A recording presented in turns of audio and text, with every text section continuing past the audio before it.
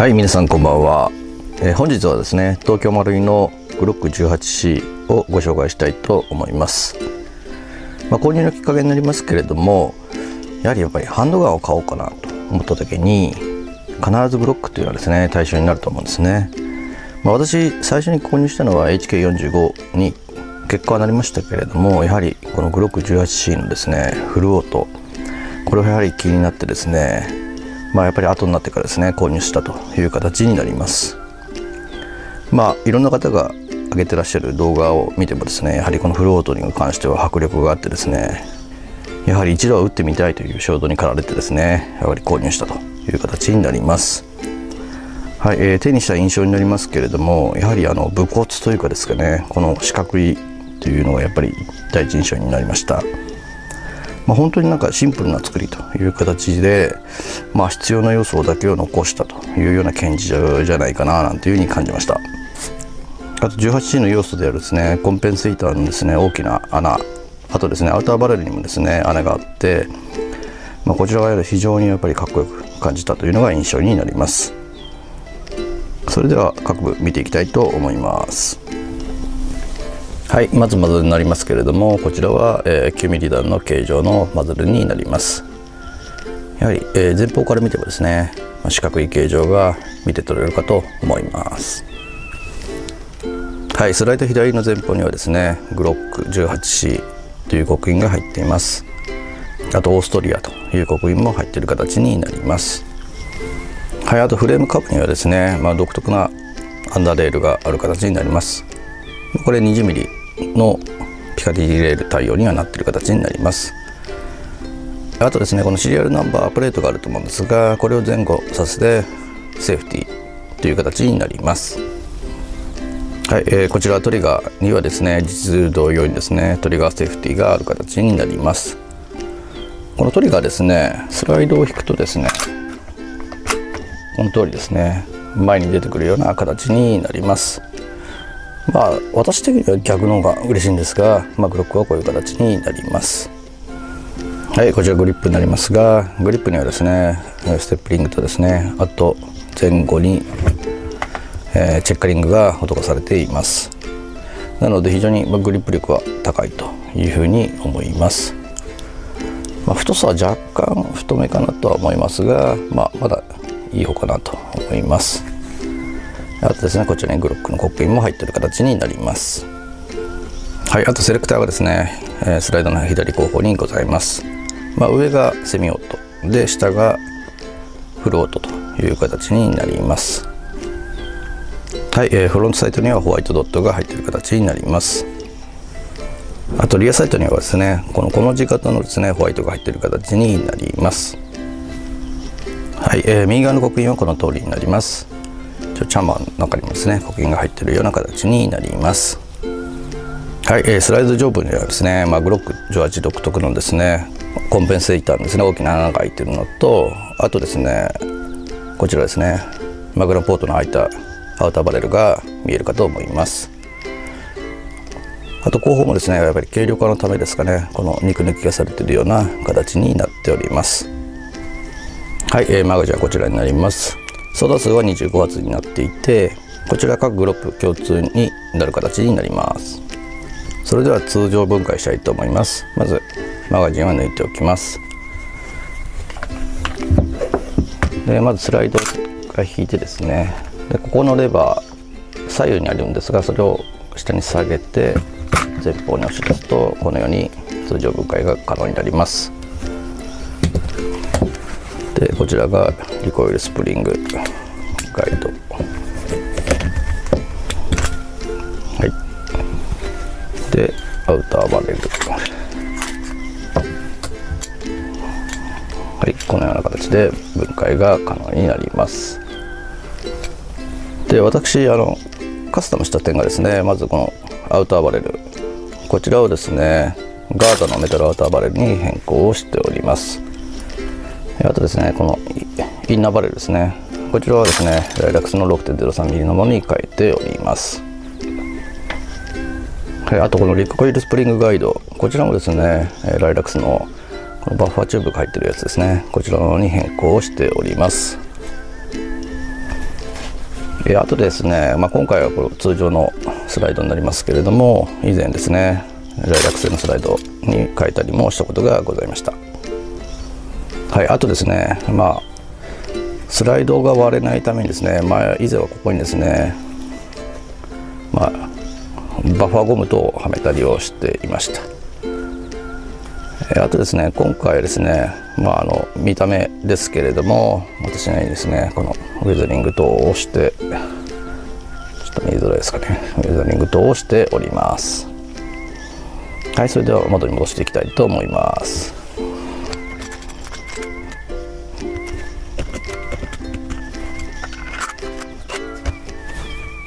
はい、元に戻りました。はい、あと故障になりますけれども、やはり皆さん多分グロック 18 お持ちの方は経験があるかと思いますが、やはりスライド、こちらはですね、必ずと言っていいほど割れてしまうんじゃないかなというふうに思います。私の場合はですね、やっぱりこの先端部分ですね、やはりここはですね、リコイルの影響なのか割れていくというようなことが何回もございました。先ほど見ましたけれども、この先端にですねバッファーゴムを入れたりですね、リコイルスプリングガイド、こういったものも変更したりとかしたんですが、やはりですねどうしてもスライドが割れるという現象は起きてしまいます。グラック 18C の場合はですね、もうスライドはですね消耗品と思った方がいいのかななんて思っております。あとですね、最近ですがどうもですねマガジンのですね接触が悪くてですね、ちょっとフルオートの調子が悪いというのが多くなっております。やっぱり 18C といえばですねフルオートなので、こちらは何とかしたいなというふうには考えてはおります。はい、全体の感想になりますが、やはりこのシンプルな形状とですねフルオート、これはやっぱりグロック 18C のですね魅力だと思います。あとコンペンセーターやですねマグナボートの穴、こういったところもですね私は非常に見た目もかっこいいなというふうに感じておりました。あとですね、やはりフルオートはですね圧巻でですね、一度打ったらやみつきになるんじゃないかなというふうに思います。リコイル自身は、マイルドなんですけれども、その分命中精度は高いんじゃないかなというふうに感じております。あとですね、このリアサイトですね、このリアサイトのこの字の、ホワイトがですね私は結構好きで、非常に打ちやすいなというふうに感じました。やはり難点はですねスライドの脆弱性かなというふうに思います。これは致し方ないと思うんですが、私自身はですねもうスライドはですね割り切ってですね交換するというふうにやっております。ただですねこのグロック 18C、 グロック全般そうかもしれませんが、スライドを交換するにはやはり、シリンダーとの内部を取り出す必要があるんですが、これがですねスライドを相当両サイドに広げて取らないといけないんですが、これは結構ですね苦労するという感じになります。なので、できる限りですねスライドを割れないようにですね使うためには、フルオートをほどほどにするのが良いのかななんていうふうに感じました。はい、またグロックのいいところはですね、非常にカスタム品が多いというところがあるかと思います。私もですね、以前このようなマウントベースとですねこんな感じに取り付けてですね、上にドットサイトと乗っけたりとかしてですね、こういった楽しみもやってみたことがあります。とにかくですね実需になりますけど、実用的というかですね、非常にこの打ちやすいようなグロック、1丁持ってても損はないかなと思います。グロックシリーズいろいろあるかと思いますけれども、やはりですねフルオート、これは 18C の魅力だと思います。ぜひですねこのフルオート体験していただくといいんじゃないかななんていうふうに感じております。私もおすすめの一丁だと思っております。はい、それではですねこの後実写シーンもございますので、よろしければそちらもご覧ください。